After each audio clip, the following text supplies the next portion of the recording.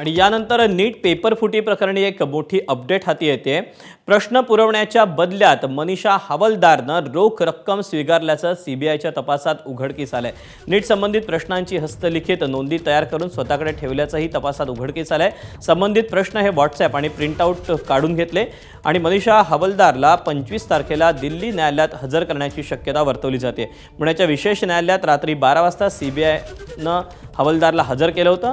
NTA कडून हवालदार नीट परीक्षेच्या भौतिकशास्त्र विषयाचे अधिकृत अनुवादक म्हणून कार्यरत होत्या।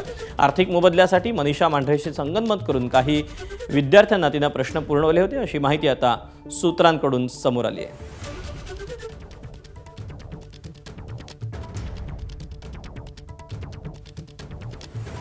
आणि याबद्दलचे आपण अधिकचे अपडेट जाणून घेऊयात। आपला प्रतिनिधी सोमेश कोलगे आपल्यासोबत आहे। सोमेश, कशा पद्धतीने सध्या सीबीआयचा हा तपास पुढे जातो आहे आणि आणखी कुठली माहिती समोर आली आहे या मनीषा हवालदारकडून?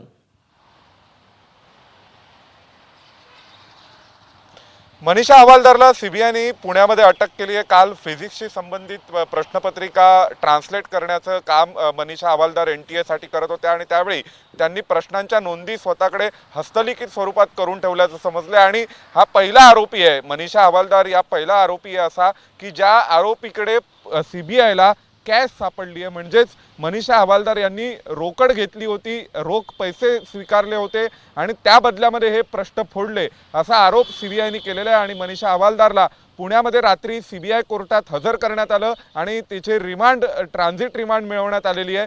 शक्यता आहे की सोमवारी दिल्लीच्या सीबीआय न्यायालयामध्ये हजर करून सीबीआय त्याची अधिकची कोठडी मिळवण्याचा मनीषा हवालदारची प्रयत्न करेल आणि तिने हे प्रश्न स्वतःकडे लिहून ठेवलेले होते।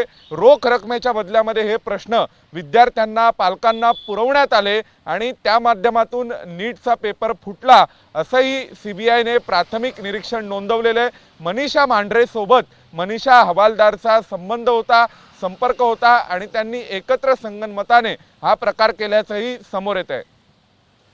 त्यामुळे स्वाभाविकच सोमेश, आता या सगळ्या तपासातून आणि त्यानंतर आणखीन पुढे चौकशीतून आणखीन काय पुढे येते आणि रॅकेट कुठवर पोहोचलेला आहे याचा कदाचित उलगडा होऊ शकेल। सोमेश, तुर्तास धन्यवाद दिलेल्या सविस्तर माहितीबद्दल। अधिकचे अपडेट जाणून घेतच राहू।